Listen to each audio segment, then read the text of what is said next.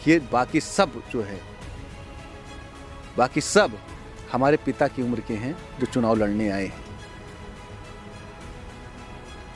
वहाँ सिर्फ एक नौजवान लड़ रहा है और नौजवान ये उनका बेटा है। कोई सांसद रहा है, कोई सांसद का बेटा, कोई मंत्री का बेटा, कोई खुद मंत्री, कोई खुद विधायक। मैं साधारण घर का लड़का हूँ, तराई बेट से आया हूँ और मेहनत करके रामनगर से कांग्रेस पार्टी को जिता करके माननीय प्रियंका गांधी जी के हाथों को मजबूत करूँगा। जो बात मैं कह रहा हूँ इस बात को आप नोट करिए और समझिए। 2012 में भाजपा चौथे नंबर पे थी। कितना वोट था? 55 या 7,000 वोट था, 5500 या 7,000 वोट था। और 2017 में विधायक बन जाता है।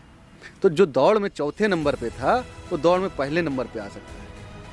तो मैं तो जनता के बीच में रहता हूँ। उनका तो ना जो विधायक हुए ना वो जनता के बीच में गए, ना मिले, ना कुछ किए और उनको जनता ने विधायक बना दिया। तो मैं तो कोरोना जैसी महामारी जब लोग अपनी जान के लिए डरते थे तब मैं जा करके रामनगर के लोगों के लिए किया हूँ। और मेरा घर रामनगर में, तो जो दौड़ में चौथे नंबर पे थे वो पहले पे आ सकते, तो हम तो तीसरे पे थे, तो हम भी पहले पे आ सकते हैं। एक तो ये भावना होनी चाहिए और मेहनत करने से सब कुछ मिलता है।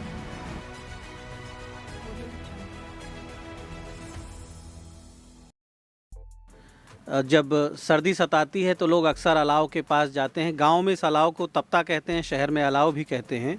और फिलहाल जिस तरह से जब अलाव जलता है तापमान बदलता है आसपास का, उसी तरह जब देश में चुनाव होता है, किसी प्रदेश में चुनाव होता है तो तापमान बदलता है। उत्तर प्रदेश में तापमान बदलना तो कई महीनों पहले ही शुरू हो गया था। सर्दियों की आहट के पहले ही सियासत की गर्मी बढ़ने लगी थी। लेकिन जैसे जैसे राजनीतिक दल टिकट की लिस्ट जारी कर रहे हैं, सूची जारी कर रहे हैं अपने प्रत्याशियों की, वैसे ही ये तापमान और बदल रहा है और सियासत का मौसम और सुहाना होता जा रहा है। हमारे साथ बैठे हैं ज्ञानेश शुक्ला, एक नौजवान हैं और इनके साथ पूरी नौजवानों की टीम है। और ये नौजवानों की टीम करीब 1 दशक से कांग्रेस पार्टी के लिए पसीना बहा रही है पूरी ताकत से। देश की सियासत के समीकरण जो भी हों, लेकिन इन्हें भरोसा कांग्रेस में है और ये गांधी परिवार के नेतृत्व में अटूट विश्वास करते हैं। और ये मुनाफे की सियासत करने वाले लोग नहीं हैं। सत्ता में, सरकार में कब आना है कब नहीं आना है ये तो बड़े नेता तय करेंगे, क्या नीतियां होंगी। लेकिन ये पूरी ताकत से अपने मैदान में जो भी क्षेत्र इनका है, जहां से इनको मौका दिया है पार्टी ने, वहां पर ये जुटे हैं। ज्ञानेश शुक्ला को कांग्रेस पार्टी ने बाराबंकी की रामनगर विधानसभा से प्रत्याशी घोषित कर दिया है और ये एक बड़ी सफलता है इनके जैसे नौजवान के लिए। ज्ञानेश, इस सफलता पर क्या कहेंगे आप? भैया, ये सफलता ये हमारे अकेले की सफलता नहीं है।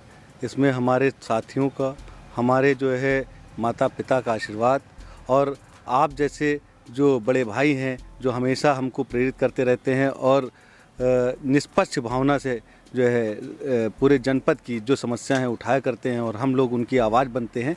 तो कहीं ना कहीं जो है ये इसी के माध्यम से जो है हम लोग मजबूत हो रहे हैं और कांग्रेस पार्टी को मजबूत कर रहे हैं। ज्ञानेश के परिवार का कोई पॉलिटिकल बैकग्राउंड नहीं है, राजनीति से इनके परिवार का नाता नहीं था और लेकिन इन्होंने राजनीति में कदम रखने का फ़ैसला किया और भारतीय सेना में भी इन्होंने देश की सेवा की और वहाँ से लौट के आए तो फिर सियासत में आगे बढ़कर देश की सेवा करने का फ़ैसला किया। आप सेना में भी रहे, आपका पॉलिटिकल कैरियर कैसे शुरू हुआ? लेकिन उसके पहले हम जानना चाहेंगे कि आपकी पर्सनल लाइफ और फैमिली बैकग्राउंड क्या है? हमें पॉलिटिक्स में पहले से रुचि थी और जब इंटर मेरा कंप्लीट हुआ तो मैंने जो है लखनऊ विश्वविद्यालय में जो है एडमिशन लिया और लखनऊ विश्वविद्यालय में एडमिशन लेना ही जो है क्योंकि मुझे राजनीति करनी थी और राजनीति वहाँ पे छात्र संघ के चुनाव होते थे, तो मैंने कहा वो एक प्लेटफॉर्म अच्छा होगा और इसीलिए मैंने लखनऊ विश्वविद्यालय में एडमिशन। छात्र जीवन से ही जो है हमारा जो है देश भावना हमारे दिल में थी। मेरी इच्छा थी कि मैं देश की सेवा करूं और मैं जो है जब ग्रेजुएशन कर रहा था तभी मैंने जो है ग्रेजुएशन करते करते फ़ौज की जो है मैं अटेम्प्ट ट्राई करने लगा और मेरा जो है सिलेक्शन हो गया आर्मी में। मैं सिग्नल कोर का वायरलेस ऑपरेटर हुआ। मैंने जो है ट्रेनिंग ले करके मेरी पोस्टिंग हुई। 6 साल तक मैंने जो है नौकरी को किया, देश सेवा मैंने की। उसके बाद जब मैं नौकरी कर रहा था तो मैं अपने गांव आता था और गांव जब आता था तो मेरा गांव जो है सूरतगंज कोड़वा बल्लोपुर एकदम तराई क्षेत्र में आता था। काफ़ी समस्याएं होती थी। उन समस्याओं को जब मैं देखा तो मुझे लगा कि जो है सेना में रहकर हम क्षेत्र की समस्याओं और क्षेत्र की भी सेवा करना चाहते थे। तो सेना के साथ साथ मैंने क्योंकि सेना की नौकरी 15 साल की होती है, तो 6 साल में मैंने प्रीमेच्योर डिस्चार्ज लिया और आ करके जो है राजनीति में अपनी भागीदारी और सक्रियता बढ़ाई कि जिससे जो है राजनीति में रहने से हम सेना को भी मजबूत कर सकते हैं, देश को भी मजबूत कर सकते हैं, अपने जो है विधानसभा को भी मजबूत कर सकते हैं, अपने जनपद को भी मजबूत कर सकते हैं। और जो सेना में हमने देखा कि जो सेना के अंदर कमियां हैं उसको भी हम इस राजनीति के उससे उठाकर सेना को और ज़्यादा सशक्त बना सकते हैं। इसलिए हमने जो है राजनीति में एंट्री की। तो आपका मानना है ये कि जब आप आर्मी में थे तो आपने रियलाइज़ किया कि आर्मी में तो बहुत से जवान हमारे बहादुर लोग हैं जो देश की रक्षा के लिए तत्पर हैं, लेकिन देश की सियासत में भी ज़रूरी है कि जो देश के लिए वाकई में जिनके दिल में प्रेम है ऐसे लोगों की संख्या देश की सियासत में भी बढ़े, इसलिए सियासत में ये आए। और इनका मानना है कि राजनीति में रह के उस पायदान तक जाने की संभावना होती है जहाँ पर आप देश की सेना के लिए भी अच्छी नीतियाँ बना सकते हैं और देश के लिए बड़े फैसले करने का भी मौका सियासत में मिलता है। शुरुआत तो सभी की एक शुरुआत होती है और इन्होंने शुरुआत की है। कांग्रेस पार्टी को ही आपने क्यों अपना सियासी हमसफ़र बनाया? देखिए, कांग्रेस पार्टी ऐसी पार्टी है, मैंने जैसा कि पहले बताया कि मेरे दिल में पहले से देश प्रेम था और कांग्रेस पार्टी ही देश को आज़ाद कराई है। उनके नेताओं ने देश की आज़ादी दिलाई है। और कांग्रेस पार्टी ज्वाइन करने का एक मकसद ये भी था क्योंकि जब हम कॉलेज में जाते हैं, आपका भी बच्चा होगा, जब कॉलेज जाता है तो कॉलेज में बच्चे के बगल जो सीट में बैठता है तो उससे बच्चा ये नहीं पूछता कि आप किस जात की हो, किस धर्म की हो। आपका बच्चा उसकी टिफ़िन से जो है निकाल के रोटी खाता है। हम भी जो है जब पढ़ते थे तो हमारे बगल जो है मुस्लिम हो या हिंदू हो या ओबीसी हो या दलित बिरादरी का बच्चा बैठा होता था तो हम उससे दोस्ती करते थे। हमारे दिमाग में उस समय नहीं आता है कि जाति धर्म क्या है, लेकिन जैसे जैसे इंटर ग्रेजुएशन बढ़ती है फिर जो है ये लोग जो राजनीतिक दल हैं इस तरह के जो जाति के नाम पे और धर्म के नाम पे राजनीति करते हैं और हमारे युवाओं को गुमराह करके सत्ता पाते हैं। तो इसी वजह से कि जो है हम जाति धर्म में ना बटे, कांग्रेस पार्टी में सारी जाति सारे धर्म के लोग हैं और कांग्रेस पार्टी का एक अपना इतिहास है, उसने देश को आज़ाद कराया है। आप बताओ कि ऐसा कौन सा राजनीतिक परिवार है जिसने अपने बाप को खोया हो, अपनी दादी को खोया हो? कोई ऐसी पार्टी बता दीजिए।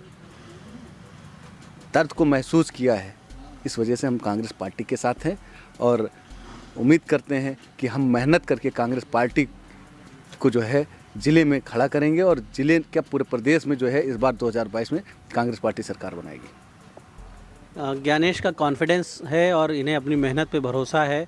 लंबे समय से कांग्रेस के लिए काम कर रहे हैं और जनता में जाते हैं। रामनगर विधानसभा से आपको टिकट दिया है कांग्रेस पार्टी ने।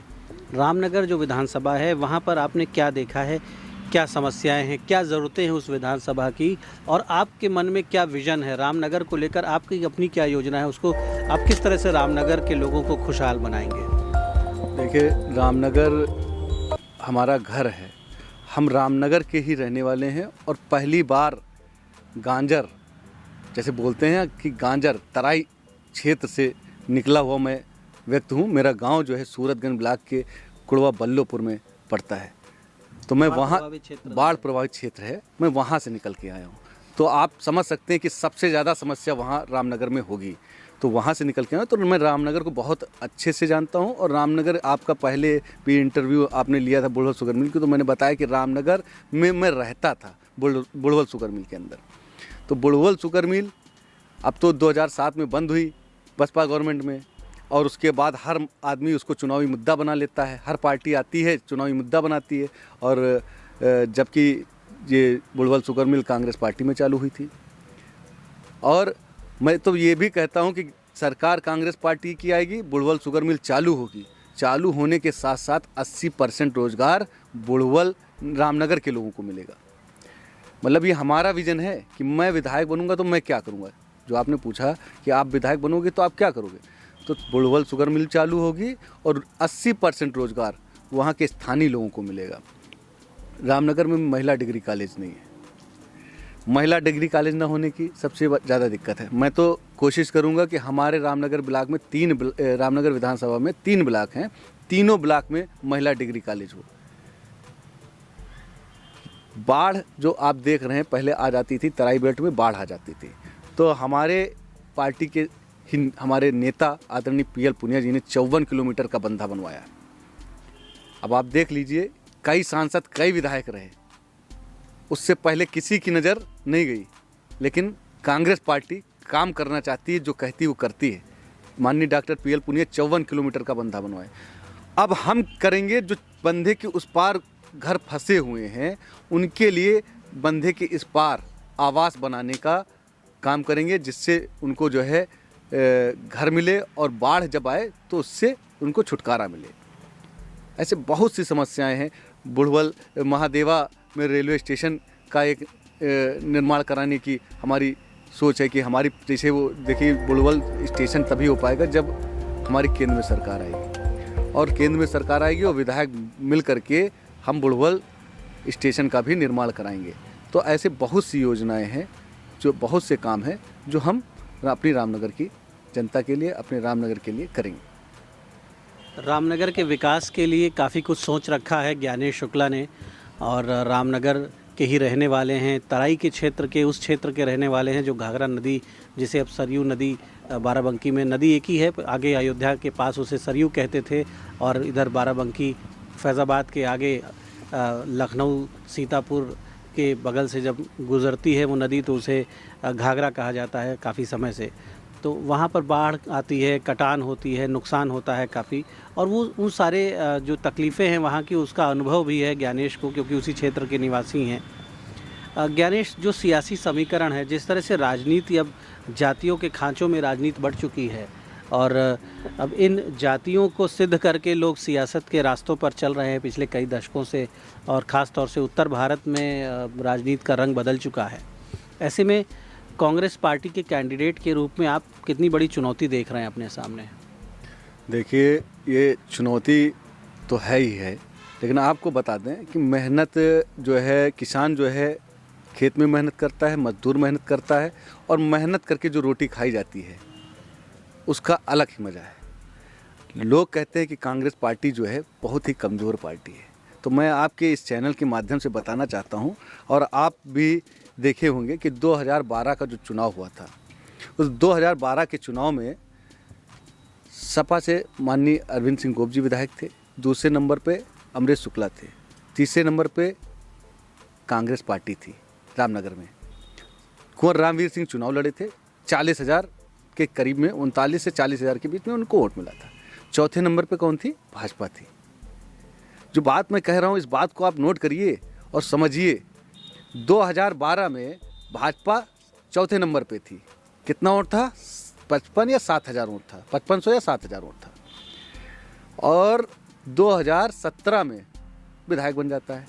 तो जो दौड़ में चौथे नंबर पे था, वो दौड़ में पहले नंबर पे आ सकता है। तो मैं तो जनता के बीच में रहता हूँ। उनका तो ना जो विधायक हुए, ना वो जनता के बीच में गए, ना मिले, ना कुछ किए, और उनको जनता ने विधायक बना दिया।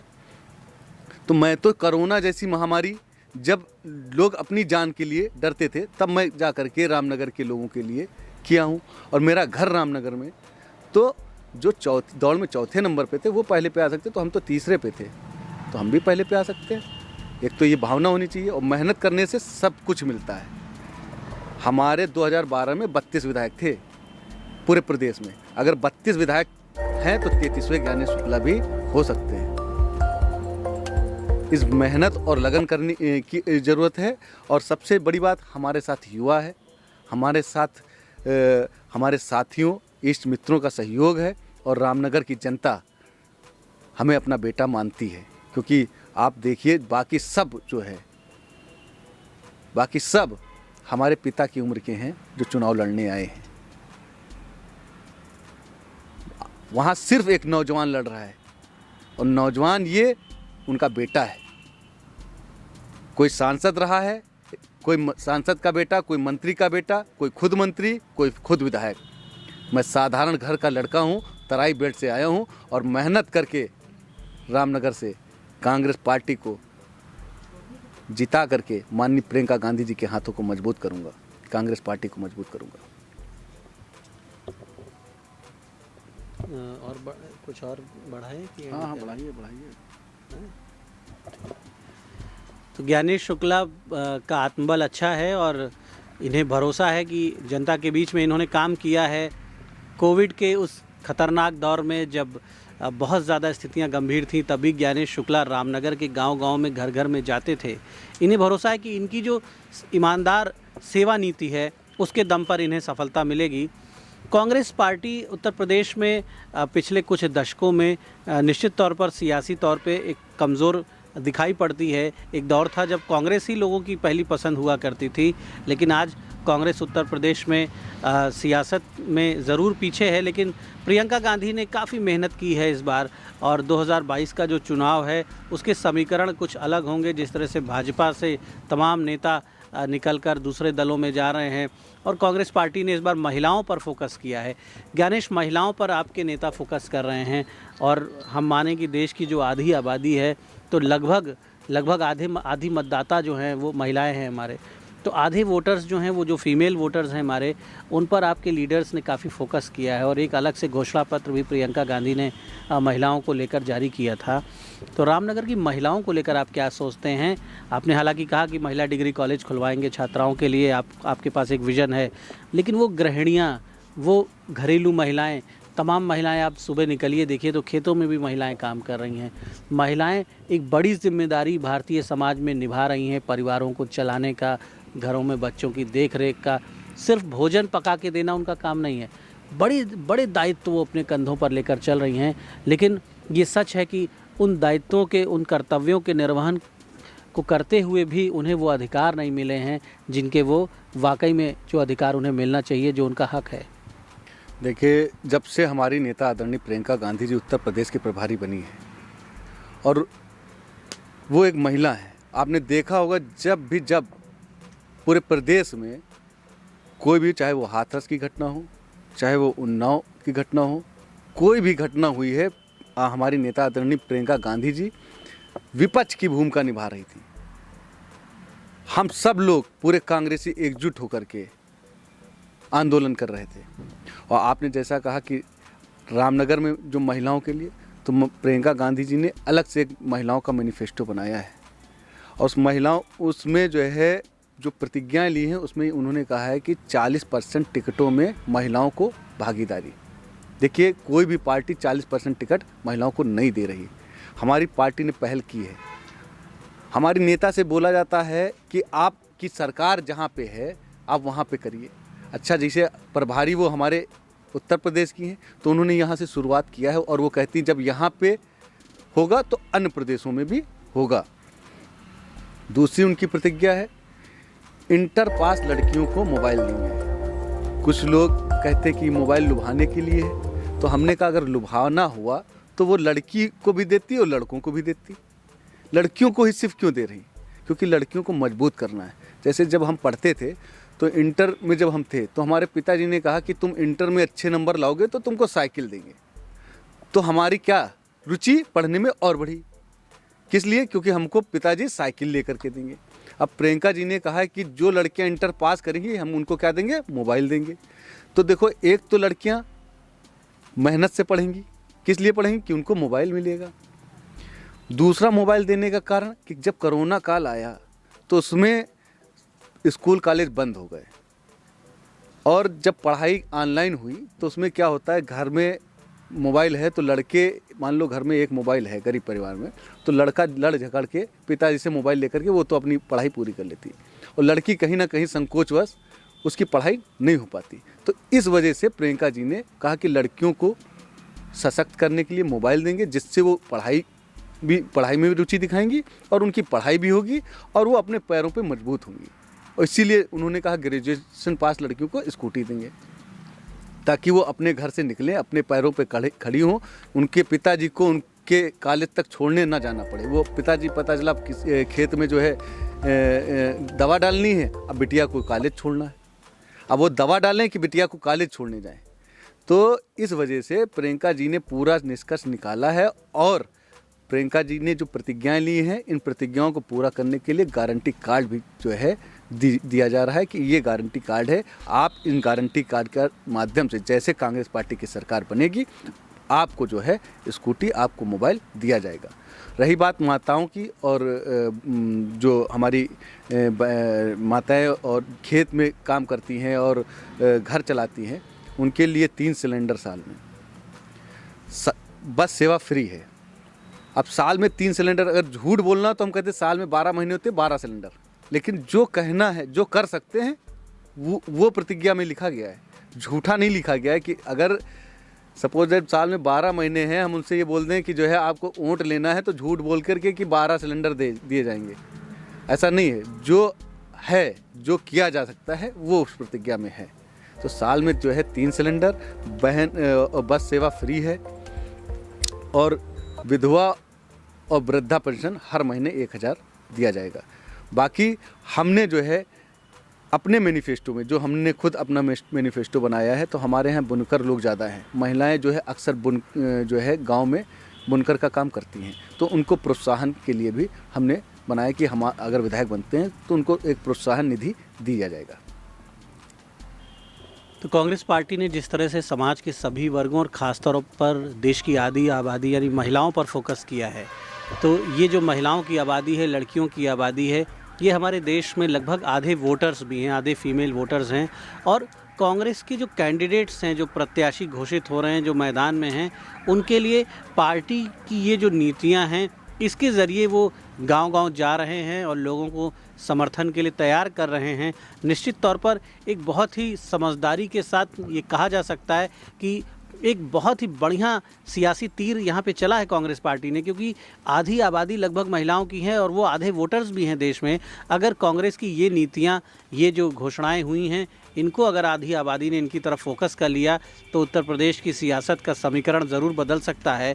फ़िलहाल चुनाव में अभी वक्त है, लेकिन कांग्रेस ने सबसे पहले टिकट घोषित करके, जो बड़े दल हैं उनमें सबसे पहले टिकट कांग्रेस पार्टी ने घोषित करके निश्चित तौर पर एक अच्छा समय दे दिया है अपने कैंडिडेट्स को कि वो लोगों के बीच में जाएं। कोई आपाधापी नहीं है, कोई भगदड़ नहीं है यहाँ पर। वो अपने लोगों के बीच जाएंगे, उन्हें अपनी नीतियों को लेकर समझाएंगे, तैयार करेंगे और ये कोशिश करेंगे कि उन्हें जनता का समर्थन मिल सके। धन्यवाद।